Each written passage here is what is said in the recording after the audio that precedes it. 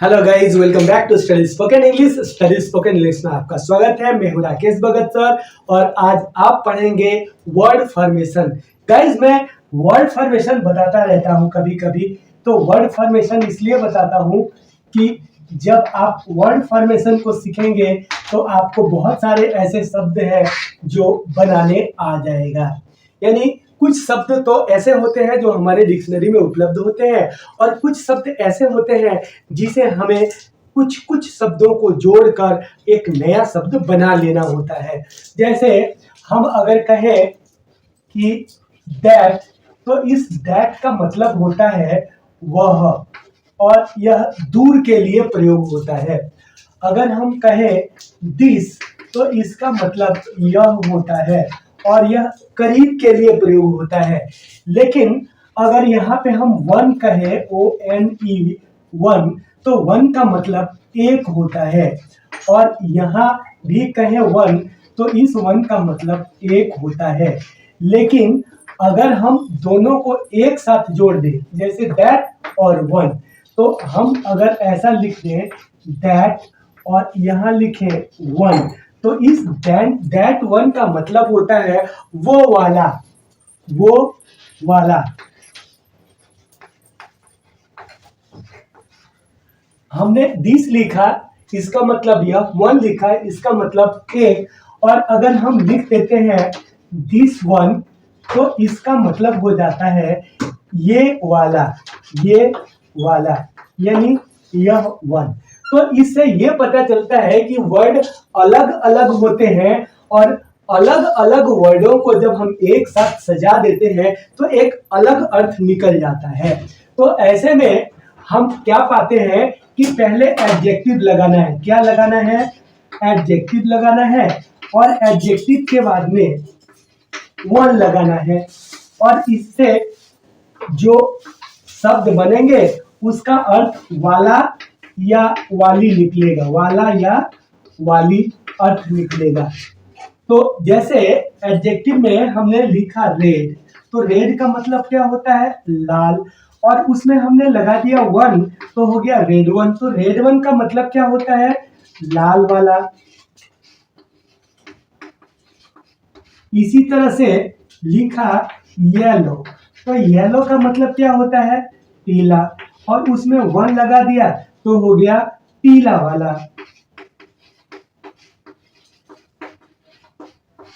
अगर हमने लिखा ब्लैक और ब्लैक में लगा दिया वन, तो ये क्या हो गया? Black one. तो ब्लैक वन का मतलब होता है काला वाला।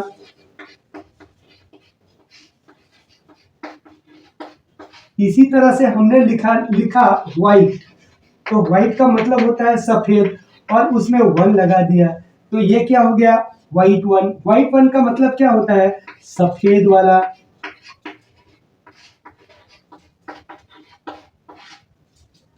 अब ऊपर वाला टॉप वन, नीचे वाला बॉटम वन, बगल वाला साइड वन, बीच वाला मिडिल वन।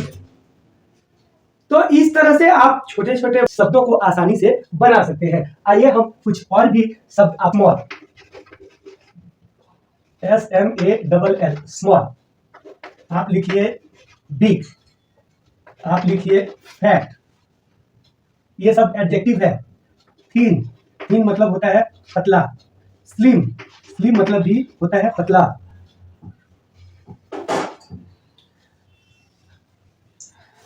अगर हम स्मॉल में वन लगाते हैं तो इसका मतलब क्या हो जाता है? छोटा वाला।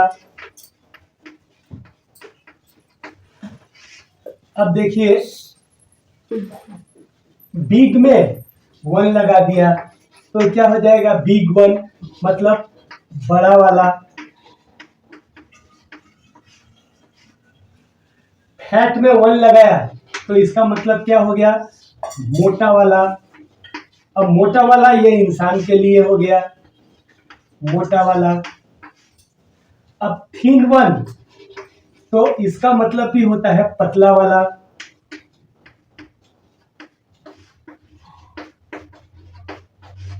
और ये स्लिम वन लिखा तो इसका मतलब भी हो गया पतला वाला।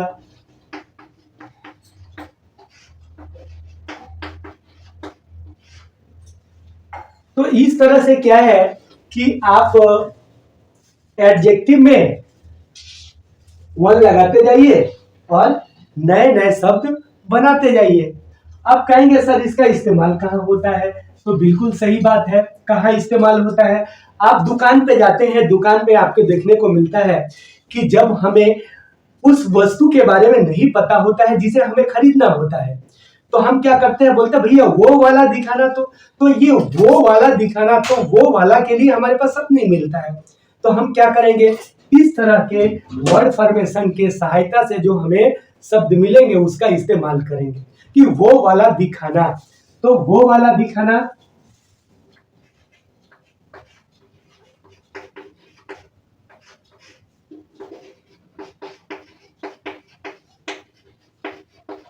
तो जब हम बोलते हैं वो वाला दिखाइए, तो यहाँ क्या होता है, वो वाला दिखाइए, तो इसके लिए होता है, पहला होता है सो, दूसरा होता है मी, और वो वाला के लिए होता है that one. Show me that one. तो शो मी दैट वन मतलब वो वाला दिखाइए। नहीं ये वाला, नहीं ये वाला। तो हम क्या प्रयोग करते हैं, नहीं ये वाला, तो नहीं के लिए नो, और फिर क्या बोलते हैं, ये वाला। ये वाला के लिए क्या हो जाता है, दिस वन।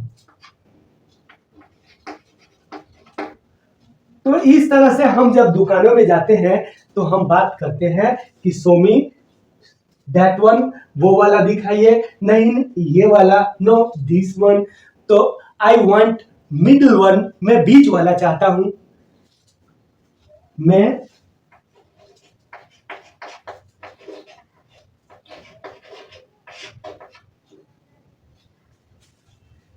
बीच वाला चाहता हूं।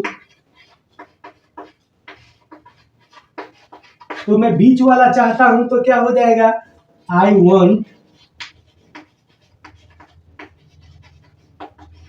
Middle one.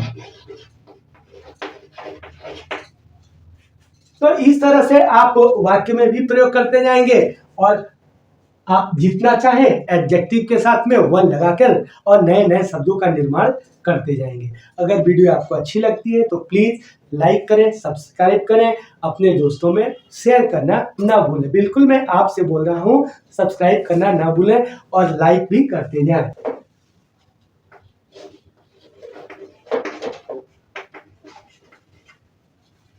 बिसाइड, ये क्या है, बिसाइड। और बिसाइड का मतलब क्या होता है, बगल में।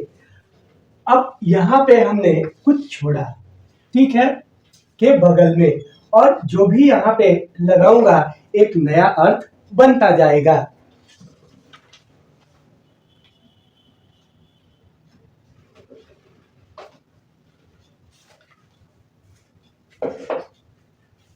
बिसाइड का मतलब होता है बगल में, और यहाँ पे हमें कुछ लिखना है और जो भी लिखेंगे उसके हिसाब से एक नया अर्थ बनता जाएगा। और इसका अर्थ होगा के बगल में, के बगल में या के पास में। जैसे मैंने लिखा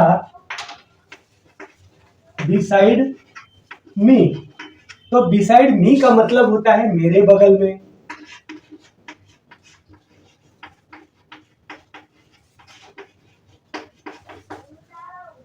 अगर लिखता हूं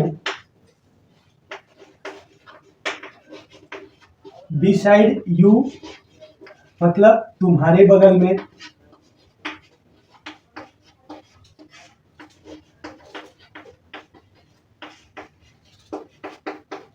अगर लिखते हैं बिसाइड रेलवे स्टेशन, तो इसका मतलब होता है रेलवे स्टेशन के बगल में।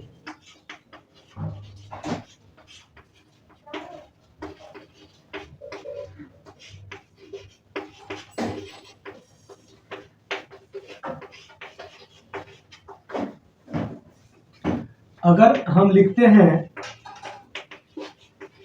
Beside airport, beside airport. तो इसका मतलब क्या होता है? हवाई अड्डा के बगल में।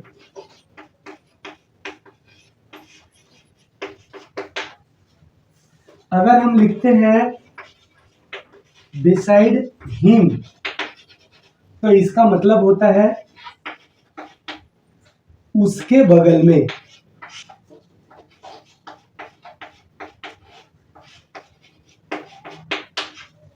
अगर हम लिखते हैं बिसाइड राजू, तो इसका मतलब होता है कि राजू के बगल में।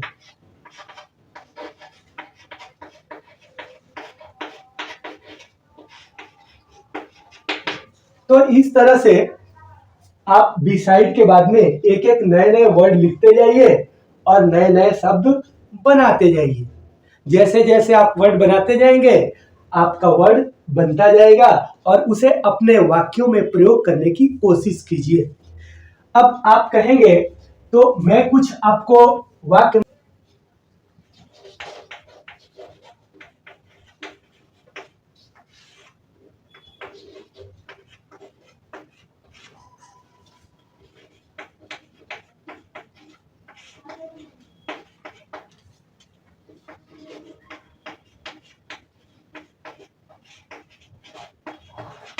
सलमा मेरे बगल में बैठी है, तो इसको हम कैसे लिखेंगे? पहले तो हमें लिखना पड़ेगा सलमा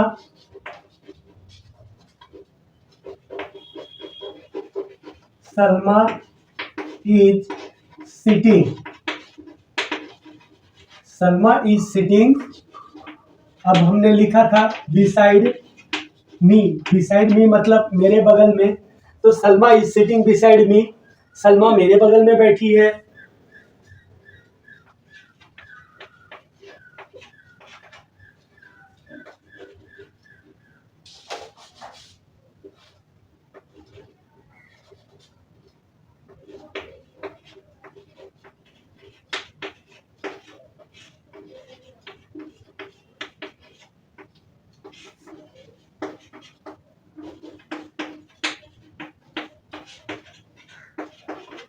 राजू तुम्हारे बगल में खड़ा है।